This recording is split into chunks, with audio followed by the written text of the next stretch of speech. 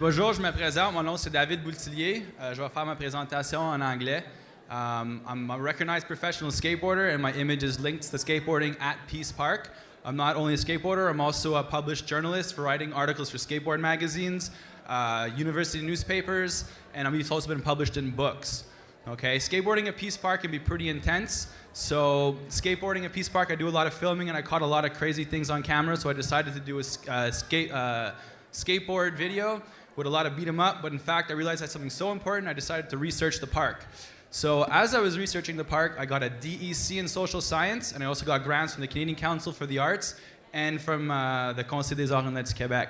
So as I started doing my research, I found that a lot of land that Peace Park was on has always been a public space, going back to the 1800s. And in 1828, it became a public market space. And it stayed a public market space for a while. And then in 1852, there was a big fire in the Saint-Laurent, and it burnt down on most of the borough. So as they were rebuilding the borough, they decided to build the first Saint-Laurent market. This is the first market that was outside of the old Montreal original plan with the wall and the cities in the Ville-Marie. So it stayed a market for a while. It was doing pretty good. And then eventually the building was becoming kind of weak, so they decided they were going to build a new one. So then in 1902, they renovated this building by using the same frame and structure of the original one, and they made it look like it is today. It's always been great to have public markets. I love markets. I go there and buy my fruits. I eat lots of fruits. I eat meat too, but I got some time on my hands. All right, so they built this one in 1932. It was here for a while, but then during this time, suburbs started to pop up around the city, and shopping malls became a big thing. So people weren't shopping downtown anymore. So economically, this market wasn't doing so well. So the city had an idea. They decided to destroy the market, and they put a parking lot in hopes to bring people back downtown to do shopping.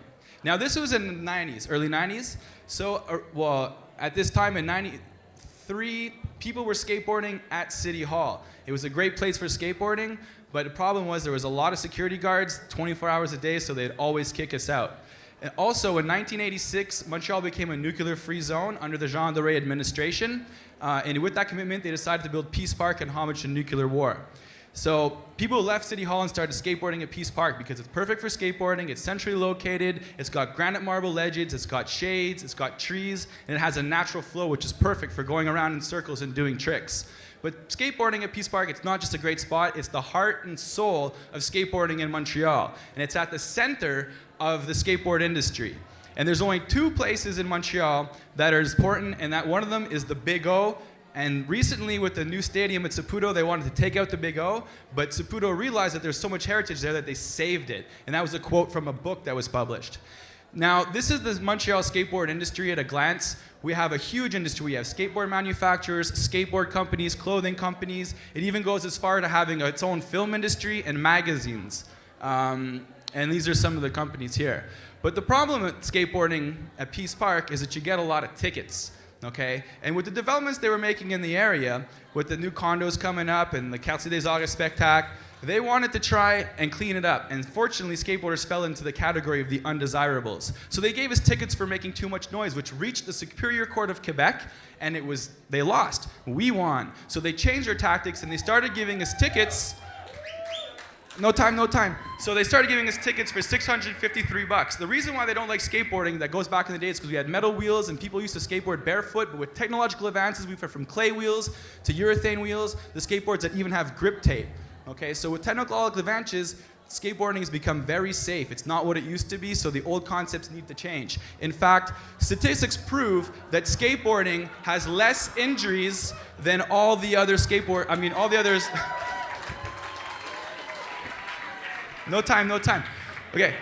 Football and soccer has more injuries than skateboarding, and skateboarding is growing in popularity. You can see it with Extreme Games, ESPN. In fact, unlike Montreal, Vancouver is even legalized skateboarding, and they build skateboard plazas, tightly working with skateboarders to build something that makes sense and to make everybody happy.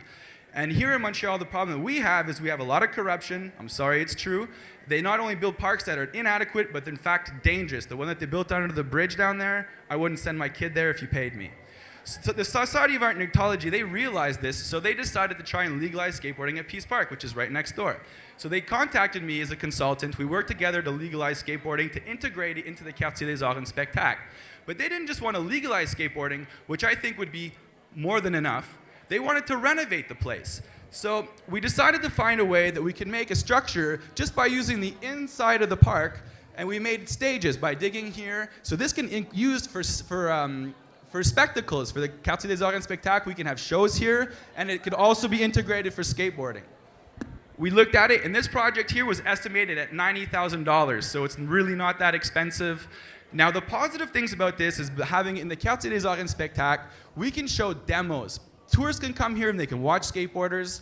It gives a safe place for people to skateboard. It helps animate the park to help keep more undesirable people there. It will boost the skateboard industry because it's the heart and soul of the skateboard community. And we can also make contests. We already do contests there once a year, but even though it's technically not legal, we still do it. And the city can make money off of this. Even the city of Philadelphia made $86 million for having the extreme games at their own city hall. And this is fact. So, plus demos, there's a lot of money to be made. Now, going back to my documentary, I've spoken with everybody in the area. I've spoken with the commerce, the people who live in the condos, the Monument National, even the chief of police. And none of these people have any problem with legalizing skateboarding at Peace Park. The only concerns were maybe the noise from back in the day, but even the chief of police admits that he hasn't had any complaints for years. The only problem they say is the destruction on the marble. But the thing is, we have a certain amount of money allocated to skateboarding every year. The marble lasts, it's so solid, they would only need to be replaced every 15 to 20 years. So if we took the money, or a portion of the money, to repair Peace Park and fix the few marble slabs that get grinded down over 20 years, it's cost effective, and for the noise, all we need to do is have allocated hours. It's illegal to skateboard. That's it.